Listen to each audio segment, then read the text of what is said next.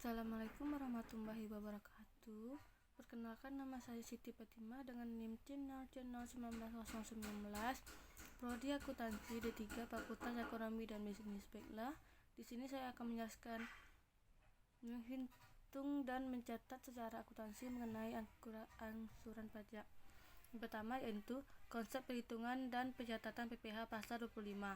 Pajak penghasilan pasal 25 PPh 25 memuat aturan tentang bagaimana wajib pajak mengangsur kewajiban pajak di muka, sehingga wajib pajak tidak mempunyai beban utang pajak yang besar dan yang harus dibayar ketika batas waktu penyampaian surat pemberitahuan tahunan pajak penghasilan.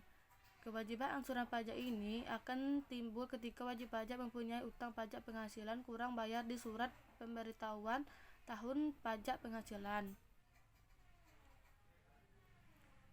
Yang kedua, besarnya angsuran pajak penghasilan pasal 25 yaitu besarnya angsuran pajak dalam tahun pajak berjalan yang harus dibayar secara sendiri oleh wajib pajak untuk setiap bulan adalah sebesar pajak penghasilan yang terutang menurut surat pemberitahuan tahun pajak penghasilan yang lalu dikurang dengan yang pertama, pajak penghasilan yang dipotong sebagaimana dimaksud dalam pasal 21 dan pasal 23, serta pajak penghasilan yang dipungut sebagaimana dimaksud dalam pasal 22, dan pajak penghasilan yang dibayar atau terutang di luar negeri yang boleh dikreditkan sebagaimana dimaksud dalam pasal 24 dibagi 12 atau banyaknya bulan dalam bagian tahun pajak.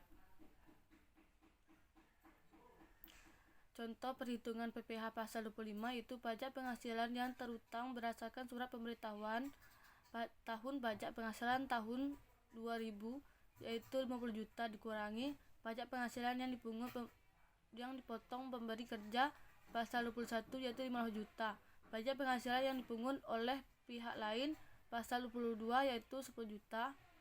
Pajak penghasilan yang dipotong oleh pihak lain pasal 23 yaitu 2.500.000. Kredit pajak penghasilan luar negeri pasal 24 yaitu 7.500.000. Selisih pajak 50 juta dengan jumlah kredit pajak poin A sampai D adalah 15 juta.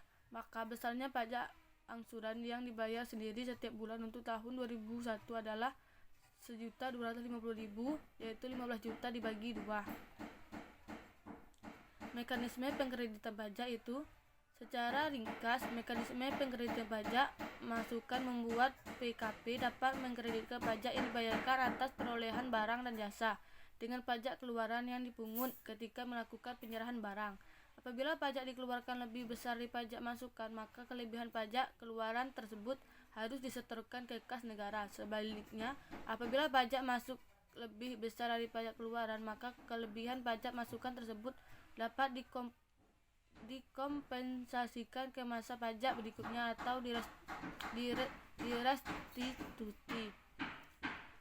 Kendati dapat dijadikan pengurang untuk mengetahui beberapa besaran pajak yang harus disetor. Tidak semua pajak masukan dapat dikredit atau prinsip kreditan pajak ini diatur dalam pasal 9 ayat Undang-Undang PPN. Pengkreditan pajak masukan. Pada dasarnya pajak masukan dikreditkan dengan pajak keluaran pada masa pajak yang sama. Namun bagi PKP yang belum berproduksi, pajak masukan atau perolehan dan atau impor barang yang diperkenakan untuk dikreditkan kecuali pajak masukan. Bagi pengeluaran untuk satu perolehan barang kena pajak atau jasa kena pajak sebelum pengusaha dilakukan sebagai PKP. 2. Perolehan pajak kena pajak atau jasa kena pajak yang timbul mempunyai hubungan langsung dengan kegiatan usaha. 3. Perolehan dan pemeliharaan kendaraan bermotor berupa sedan dan stadio wangon kecuali perubahan barang dagangan atau disewakan. 4. Pemanfaatan barang kena pajak tidak berwujud atau pemanfaatan jasa kena pajak dari luar daerah perbedaan sebelum pengusahaan dikukuhkan sebagai PKP. Jenis pajak yang tidak dapat dikreditkan yaitu istilah faktur yang tidak bisa dikreditkan yaitu faktur pajak yang tidak bisa dikreditkan merupakan istilah bagi pajak masukan yang tidak bisa dikreditkan dengan pajak keluaran. Artinya pajak masukan yang dibayar oleh pengusaha kena pajak atau PKP tidak bisa menjadi pengurang pajak keluaran. Prinsip pengkreditan pajak. Prinsip pengkreditan faktur pajak masukan terlain. 1.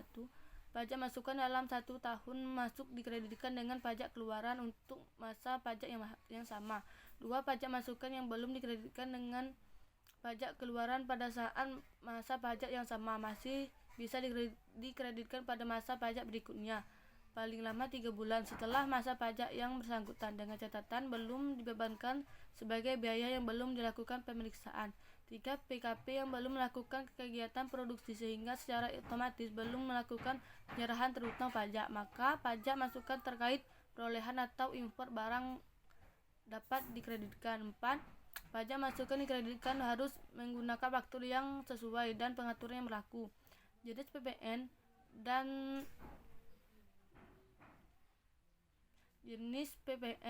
dan masukan di mana faktur pajak yang dibuat adalah faktur pajak yang tidak bisa dikreditkan. PPN terkait faktur yang tidak bisa dikreditkan terlain, yaitu PPN atau perolehan BKP atau JKP yang dilakukan sebelum pengusaha yang bersangkutan ditetapkan sebagai PKP. PPN atau perolehan PKP atau JKP yang tidak berhubungan langsung dengan kegiatan usaha PKP, maksudnya tidak memiliki hubungan dengan kegiatan produksi, distribusi, pemasaran, dan mekanisme. 3. Perolehan dan pemeliharaan kendaraan bermotor berupa sedan atau stadion wagon kecuali merupakan barang dagangan yang disewakan. 4. PPN atau perolehan PKP atau JKP yang dapat dari luar daerah beban sebelum pengusaha yang bersangkutan ditetapkan sebagai PKP. Baiklah, itulah yang dapat saya jelaskan. Saya akhiri. Wassalamualaikum warahmatullahi wabarakatuh.